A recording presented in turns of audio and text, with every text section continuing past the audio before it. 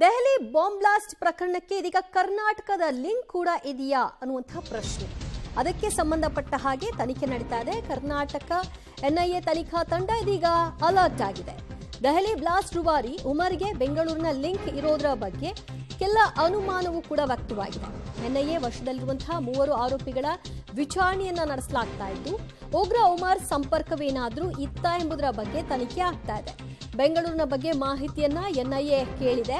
So ಅದಕ್ಕೆ ಸಂಬಂಧಿತವಾಗಿ ಹುಡುಕಾಟವನ್ನು ಕೂಡ ನಡೆಸಲಾಗ್ತಿದೆ. ಇಲ್ಲಿನ ವೈದ್ಯರುಗಳ ಕಾಂಟ್ಯಾಕ್ಟ್ಗಳೇನಾದ್ರೂ ಬೆಳೆಸ್ಕೊಂಡಿದ್ರ, ಬೆಂಗಳೂರಿನಲ್ಲೂ ಕೂಡ ಎಂಥದ್ದಾದ್ರೂ ಸಂಚನ್ನ ರೂಪಿಸ್ಲಿಕ್ಕೆ ಟಾರ್ಗೆಟ್ ಅನ್ನ ಫಿಕ್ಸ್ ಮಾಡಿಕೊಳ್ಳಲಾಗಿತ್ತ? ಯಾಕಂದ್ರೆ ಕೆಲ ಜಿಲ್ಲೆಗಳಲ್ಲಿ ಇವರುಗಳ ಕೆಲ ರಾಜ್ಯಗಳಲ್ಲಿ ಇವರುಗಳ ಲಿಂಕ್ ಇದ್ದಿದ್ದು ಸಾಬೀತಾಗಿದೆ.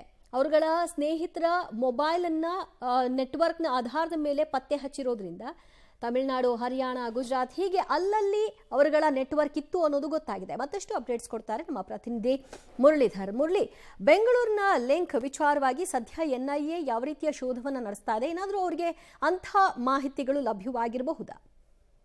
ದಿವ್ಯ, ಪ್ರಮುಖವಾಗಿ ಘಟನಾವಳಿಗೆ ಸಂಬಂಧಪಟ್ಟಂತೆ ಈಗಾಗಲೇ ಎಲ್ಲಾ ಕಡೆ ಕೂಡ ಎನ್ಐಎ ತಂಡ ತಂಡ ಸಾಕಷ್ಟು ಕಾರ್ಯಾಚರಣೆಯನ್ನ ಮಾಡ್ತಾ ಇರುವಂತದ್ದು. ಜೊತೆಗೆ ಈ ಉಮರ್ ಮತ್ತು ಶಾವಿನ್ ಏನಿದ್ದಾರೆ ಅವರ ಲಿಂಕ್ ಎಲ್ಲೆಲ್ಲಿದೆ ಅನ್ನೋದ್ರ ಬಗ್ಗೆ ಎಸ್ಟಾಬ್ಲಿಷ್ ಮಾಡ್ಲಿಕ್ಕೆ ಸಾಕಷ್ಟು ಪ್ರಯತ್ನಗಳನ್ನ ಮಾಡ್ತಾ ಇರುವಂತದ್ದು. ಯಾಕಂದ್ರೆ 2015-16 ಸಂದರ್ಭದಲ್ಲಿ ಆದಂತ ಬೆಳವಣಿಗೆಗಳು, ಜೊತೆಗೆ 2020ರಲ್ಲಿ ಡಾಕ್ಟರ್ ಬ್ರೇವ್ ಅಂತ ಹೇಳಿ ಬಸವನಗುಡಿಯಲ್ಲಿ ಒಬ್ಬ ಆರೋಪಿಯನ್ನ ಬಂಧನಕ್ಕೊಳಪಡಿಸಿರ್ತಾರೆ. ಆತನ ಮುಂದುವರಿದ ಭಾಗ ಈ ಆರೋಪಿಗಳು ಅನ್ನೋದ್ರ ಬಗ್ಗೆ ಒಂದಷ್ಟು ಮಾಹಿತಿಗಳು ಸಿಗ್ತಾ ಇದಾವೆ.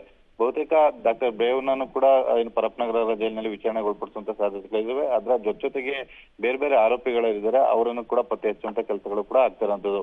ಒಂದು ಮಾಹಿತಿ ಪ್ರಕಾರ ಉಮರ್ಗೆ ಬೆಂಗಳೂರಿನ ಲಿಂಕ್ ಇತ್ತು ಅನ್ನೋದ್ರ ಬಗ್ಗೆ ಕೂಡ ಒಂದಷ್ಟು ಮಾಹಿತಿಗಳು ಸಿಗ್ತಾ ಇದೆ.